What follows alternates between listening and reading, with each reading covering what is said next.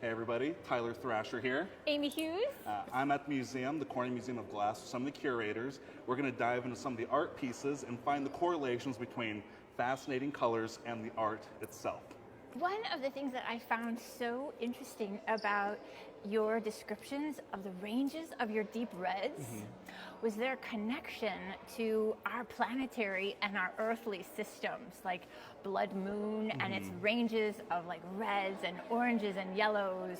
I think all of those can be seen in this work. I think what's fascinating is how many correlations you can draw between, say, glass and things that exist in like the celestial body, like planets, nature, even the bugs that we crush and use for dyes, for our food and toys. All of that and a piece of artwork can coexist in the same wavelength. Looking at, like, from what I'm seeing, this like rich, syrupy amber down to this almost obsidian black, is that primarily due to the thickness of the glass and how light can penetrate it? Yes. Yeah. Yes, it is. This type of glass, this is a work, it's called Red Pyramid.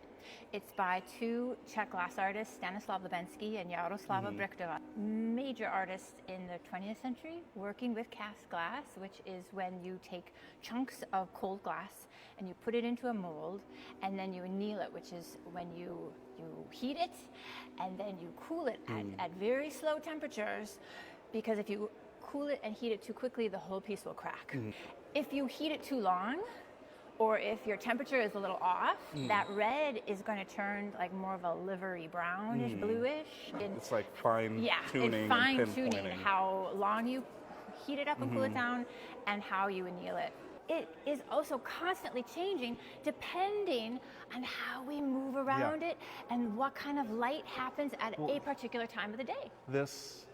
Because from over here, it looks, I'm just going to say, it looks like maple syrup. That's the maple syrup color. It's amazing. Over here, you see these intense reds with this like orange glow, and it almost looks like this like cleave, like right in the middle, that ridge is like fiery. Like they specifically made these angles and the cuts in the glass to exploit the casting properties. So the color density where it's thickest is going to be that darkest, and where it's thinnest is going to be the lightest.